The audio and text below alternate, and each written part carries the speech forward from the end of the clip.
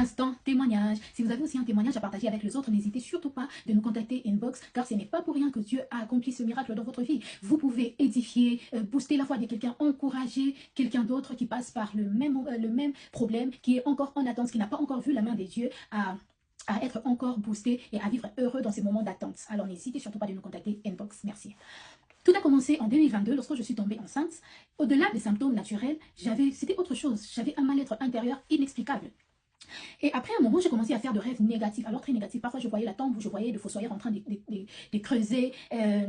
Après un moment, c'était maintenant d'autres personnes, des gens extérieurs qui faisaient des rêves négatifs, qui me disaient ah, on a vu, tu rentrais à la maison sans bébé. D'autres disaient ah, on a vu, tu partais accoucher et tout avait mal tourné et tu avais perdu la vie. C'était un tas de messages négatifs que je recevais de la part des autres. Et à chaque fois que je recevais ce genre de messages, je les annulais. Je disais non, ça ne va pas m'arriver. Au nom de Jésus, Dieu est là, machin, machin. Je faisais des déclarations pour dire que je n'acceptais pas cette histoire-là. Et puisque je me suis mariée en 2021, à la même époque, à la même année, il y a une sœur de l'église qui s'était aussi mariée et elle était tombée enceinte aussi.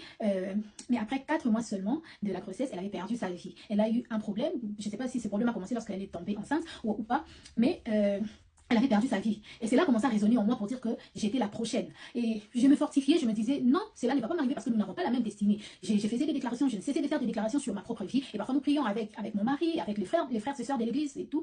Et le moment de la délivrance du bébé est arrivé, c'était une semaine où il y a eu pénurie de carburant déjà, et c'était un dimanche, et heureusement parce que les trafics étaient quand même assez bien, mais je devais conduire toute seule jusqu'à l'hôpital parce que je m'étais dit à 7 h, il était 10 h, appeler les gens certainement, ils sont à l'église, le temps que quelqu'un quitte de là où il est pour me rejoindre à la maison, ensuite qu'on aille à l'hôpital, ça prendra du temps, que j'aille toute seule. J'ai pris ma fille aînée et nous sommes allés, chemin faisant, il fallait s'arrêter quelque part, chercher les carburants parce que c'était une semaine où il y a eu pénurie de carburant, et je suis allée là-bas dans une station de la place.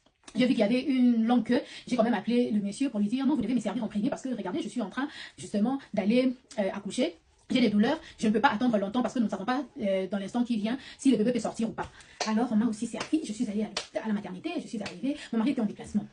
On est arrivé, on m'a placé sous monitoring, ils ont confirmé que c'était des contractions, ils ont appelé ma gynécologue, elle est arrivée, elle m'a fait le toucher, elle a vu que le bébé était déjà à 5 cm, elle a dit oh, elle est en train de travailler en silence, et là elle confirme réellement que je vais donner naissance dans les instants qui vont suivre.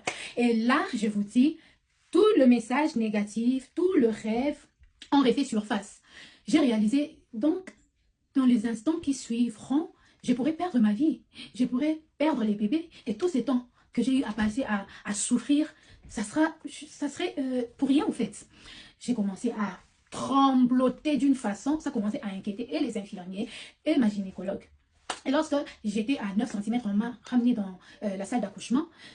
Elle était maintenant inquiète de ma santé, de ma situation. Elle a mis une chanson chrétienne pour dire « Tu n'as pas besoin de t'inquiéter. Qu'est-ce qu'il y a? Qu'est-ce qui ne va pas ?» Elle a éteint les clim, mais j'ai tremblé comme pas possible. J'ai tremblé de... Oh, je ne sais pas comment vous l'expliquer. Comme quelqu'un qui est en train d'électrocuter. J'étais en train de trembler, au vrai sens du mot trembler. Et elle s'est inquiétée, elle m'a dit « Tu vois, avec ce que tu fais là, si la tension monte, ça ne sera pas bien en fait, ça sera ton désavantage. Et ça ne sera pas du tout avantageux pour toi. Tu dois essayer de te calmer. Est-ce qu'il y a un problème? Essaye d'oublier ce problème, sois concentré, cela va très bien se passer. » Après, j'ai commencé à repasser les promesses des dieux qui sont dans la Bible. J'ai commencé à me fortifier, à me dire si tu crois, tu verras la gloire des dieux. J'ai commencé à faire des déclarations à l'intérieur de moi. J'étais avec mon mari au téléphone, vous savez quoi? J'ai délivré l'enfant juste après 3 poussées et le placenta n'a pas tardé à sortir. Tout allait bien. D'ailleurs, il fallait que je sorte 1 jour après, mais je suis sortie 2 jours après parce que les pédiatres qui devaient encore examiner l'enfant étaient partis tôt. Parce qu'on l'a examiné les premiers jours, on devait encore l'examiner le 2e jour pour se rassurer de son bien-être. Et comme il était parti tôt, du coup on avait raté. C'est pour ça que je suis sortie le 3e jour. C'est quoi la morale de l'histoire? La morale de l'histoire est que lorsque Dieu vous donne un message pour quelqu'un, ce n'est pas d'abord pour les lui dire. Lorsque Dieu vous passe un message pour quelqu'un, c'est pour que vous soyez un intercesseur pour la personne. Parce que vous ne savez pas à quel état cette personne est. Et vous ne savez pas ce que ça peut engendrer en elle. Du coup, ne soyez pas pressés de délivrer le message. Parce que Dieu ne peut ou n'est pas passer par vous pour lui parler. Dieu peut passer par elle-même directement. Mais lorsque Dieu vous choisit, vous, c'est pour être un intercesseur. Ce n'est pas d'abord pour délivrer à la personne, mais c'est pour intercéder pour la personne afin que la chose négative que vous avez vue ne puisse pas l'atteindre. Mais lorsque vous êtes pressé à aller lui dire, vous voyez, lorsque quelqu'un est enceinte, il y a les hormones qui lui jouent des tours et vous venez encore l'enfoncer dans ça. Imaginez-vous ce qui pouvait arriver. Mais grâce à Dieu, par son amour, par sa grâce, il a fait en sorte que je m'en sorte vivante, en bonne santé, bien, l'enfant également. Et par là, j'aimerais aussi encourager la femme qui est encore en attente pour lui dire de faire confiance à notre Dieu, parce qu'il est ce Dieu qui est fidèle. S'il nous a donné son Fils, celui qui était son bien-aimé, s'il nous a donné son Fils, qu'est-ce qui peut nous refuser? Rien. Il le fera aussi pour toi. Que Dieu vous bénisse.